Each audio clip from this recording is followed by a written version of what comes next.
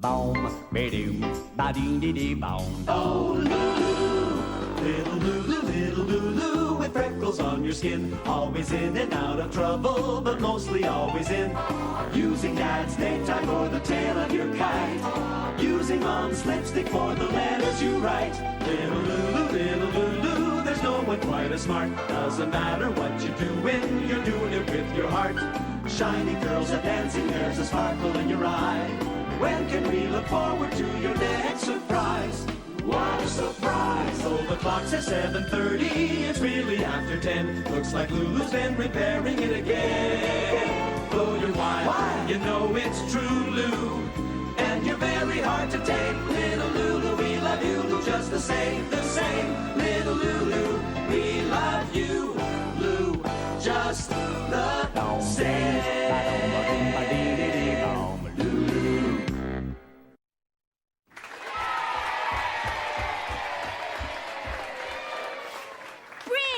Push, throw, shove. Those are Lulu's tips for a quick room cleaning. First, there's the fast way. Bring everything that's making the mess to your best friend's room, and when it's time to clean her room, switch back. A faster way? Push everything into a big pile, throw a blanket over the top, and tell your mom it's a new beanbag chair. And everyone knows the fastest way. Shove everything into your closet. But if you do that, you better stay tuned for Lulu's tips for a quick closet cleaning. Choosing a baby's name is tough, but not if you follow Lulu's name plan. First, decide what kind of kid you want, then pick the name. You want a tough kid? Name him Spike. A cheerleader? Name her Muffy. And of course, for a smart kid, Lulu. But please, don't name your kids because of what they're like as babies. I mean, who wants to go through life being called Stinky? When girls get up in the morning, they have to shower, scrub, brush, floss, and blow dry. And boys, they just throw on some old dirty clothes and they're out the door. Mom says being dirty is in boys' jeans. Well, if you ask me, it's not just in their jeans. It's on their shirts, too. A word of advice to all you parents about bath time. Kids work hard at getting dirty. It's practically a full-time job. So if you want us to wash away all our hard work, you'll have to do better than tossing in a couple of plastic boats and a rubber ducky. Come on, tear out that old bathtub and put in a bath pool. Can't you just see it? Bubble fountains, wave machines, surfing, and dolphins. Then you never have to worry about getting us kids into a bath. You'd have to worry about getting us out. It gets so busy in kids' rooms at night, it's amazing we ever get any sleep. Just think about it. First, there are bed bugs trying to bite you. And the tooth fairy. At least she leaves money for our teeth. Then there's the Sandman sprinkling sand in our eyes. Boy, if he went to my school, he'd be looking at 3 weeks detention for that. And the boogeyman, who's there when your eyes are closed, but poof, gone when you open them. How's a kid supposed to sleep playing that game all night long? And even at Christmas, something called sugar plums dance on our heads. Parents, forget the nightlight. We need a traffic light. Parents think revenge is immature. It's always, Lulu Moppet, don't be childish. Or, Lulu, I'm very disappointed with you. It's never, nice going, Lulu. You really got Tubby back good. He'll be picking grass out of his shorts for weeks. Like, whatever happened to rewarding someone with a little encouragement? Instead, parents tell us to act grown up, like, eat your broccoli. It's never, go park the car. Anyway, my mother tells me revenge is childish, and no one ever gets away with it. And then she makes me wash the dishes for making a mess in the living room. Boy, my mom sure gets away with revenge, except that she doesn't call it that. She calls it discipline. Boys are usually too shy to tell girls they like them, which is weird considering all the gross things they aren't too shy to do around us. So here's how to recognize the signs. If a boy looks at you during a test at school, he likes you, or he wants some answers. If you ask a boy something and he looks at his shoes, he really likes you. Or or he stepped in something. And if he hangs around you going, he likes you a lot, or you should get away fast. But if he throws spitballs at you and puts a snake in your lunchbox, he absolutely adores you, and he wants to get married. Or he's your brother. Ever wonder what grown-ups really mean when they talk? Well, wonder no more. It's all in the Grown-Up-Ease dictionary. Ah, here's a good one. Oh no, I couldn't possibly eat another bite means, please keep filling my plate. And this one, I really must start exercising again, which means, there, I said it, now I don't have to do it. Oh, and this one's really sneaky. That's enough, you've had quite enough dessert. That really means, go to bed, the rest is mine. One time at a fancy restaurant, I got this really bad waiter. He asked if I'd like the chef's salad. Why would I want to share someone's salad, I asked. Don't you have any brains? And you know what? They did. Boiled or stewed. Then I noticed that I had 3 forks. Well, I didn't want the waiter to make me share anything, so I swapped them all for dessert spoons and ordered a huge chocolate mousse so I could eat the body and save the antlers for the morning. Sort of like an Easter bunny. But what about your main course, the waiter asked me. When I told him I was best in math, he walked away. And he calls himself a waiter. He never even waited for me to finish my order. Lulu's top 5 excuses for why I didn't do my homework. Number 5, my dog tried to eat it, but it was too tough even for him. Number 4, my mom tells my dad it's not good to bring work home with you, so I left mine at school. Number 3, homework? I thought you said housework. I spent all night vacuuming. Number 2, homework's done at home, right? So that's where I left it. And the number 1 excuse, I learned this from my dad, it's in the mail. Going camping with your parents isn't exactly a picnic. It's always, we're only bringing the bare necessities. And they pack forks, knives, an electric cheese grater, and lawn chairs. I think it's amazing how many bare necessities they can stuff into a station wagon, but the least they could do is bring stuff a bear can use. And speaking of bears, everyone knows you can't leave food out when you're camping because it'll attract bears. I've never actually seen a bear while camping, but in case I ever do, my dad said if I lie down and don't move, it'll leave me alone. And he should know, it works for him every Sunday when my mom wants him to do work around the house. I love going to visit my grandparents at their house because I get to watch my parents do all the things I usually do at our house. Like put out the garbage, weed the garden, clean up after the dog, and wash the car. But not me. I usually get to sit by the pool with Grandma, laughing at all the funny faces Grandpa can make with his teeth out.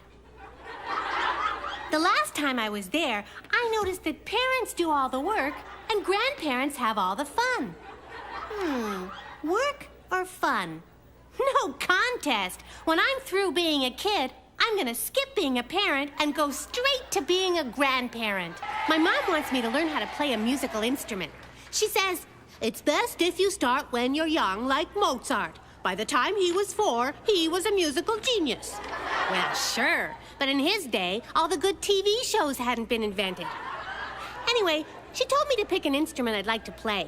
Well, I thought about the piano, but nah, I'm always losing my keys.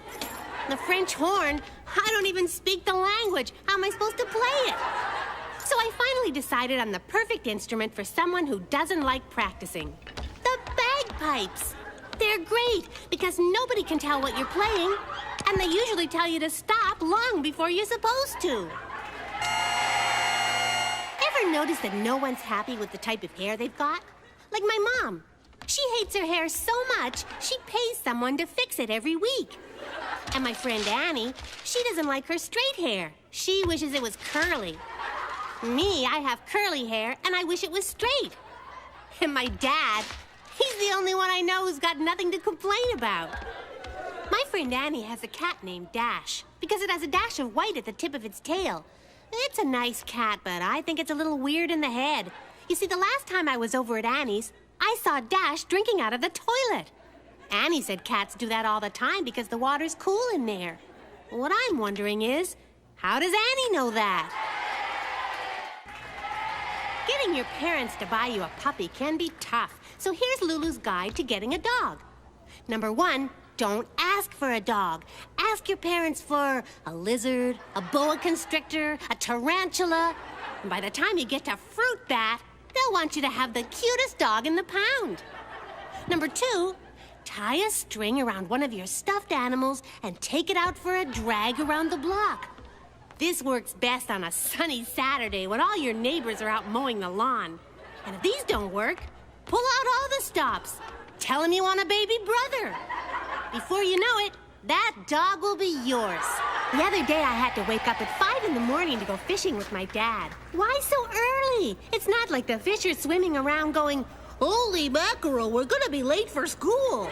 No, I think people get up early to go fishing because it takes so long to catch one. But that's because they're going about it all wrong. How can you catch something if you don't chase it? Think about it. A fish is just waiting around to be served a worm on a hook for breakfast? Well, maybe if it was chocolate. Anyway, my dad says that you need lots of patience to catch a fish because you gotta be good at sitting down in the same spot for a long time. Hey, so that's what my dad's been doing sitting in front of the TV all these years. He's been training for fishing. My mother does these amazing exercises with her face in front of the mirror because she wants to look younger, she says. Well, I don't know about that, but I think she's forgotten what she always tells me when I make faces. "Lulu, if you don't stop, your face will stay that way."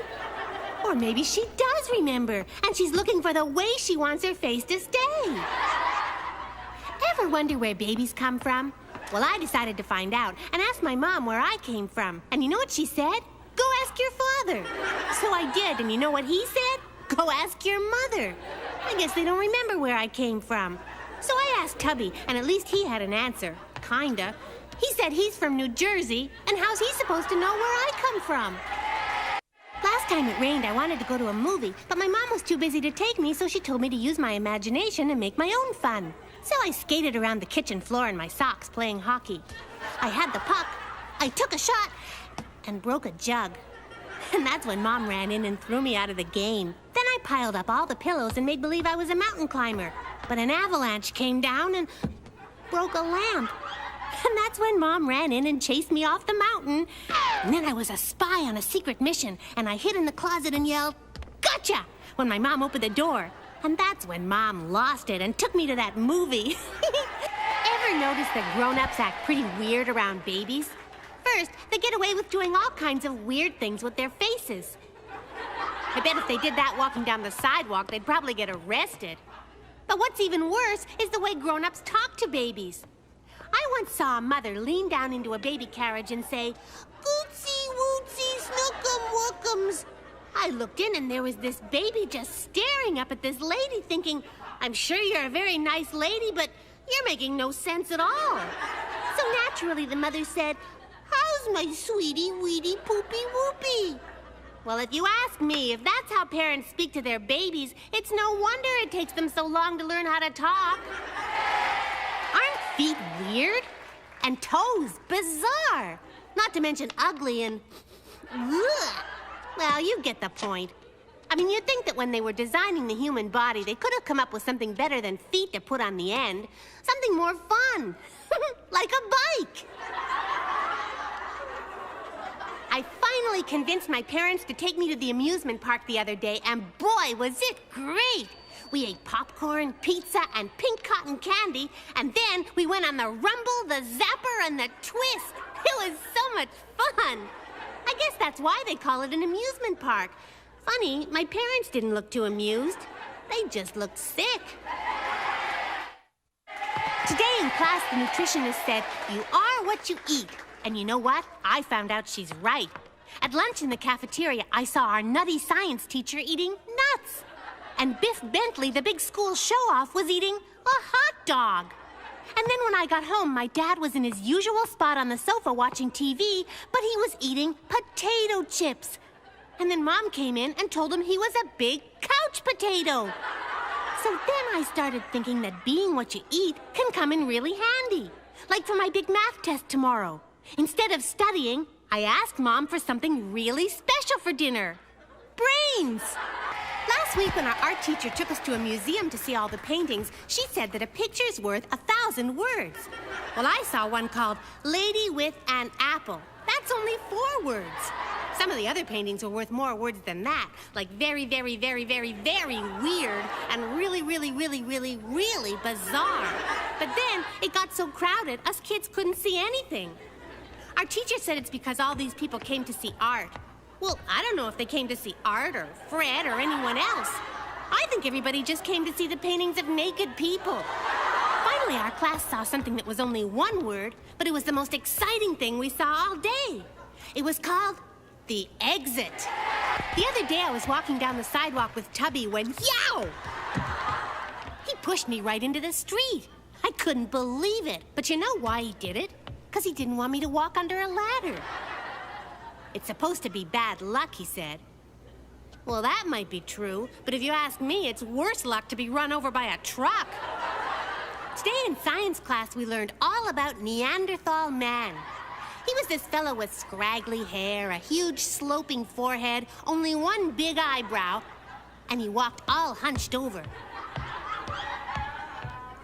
My teacher said he disappeared thousands and thousands of years ago, so I asked him, "Hey, when did you get back?" This is supposed to be a love story. Listen. He had a crush on her. She was swept off her feet. She fell head over heels. But in the end, she had a broken heart. A broken heart? How? Sounds like she should have ended up in the hospital. Last week, I could tell my parents were really excited about our trip to the zoo because they kept saying things like, turkey, nice jaguar, what a weasel, bunch of cows, and it's a jungle out there. Well, we never did make it to the zoo after all. Dad said there were too many animals on the road.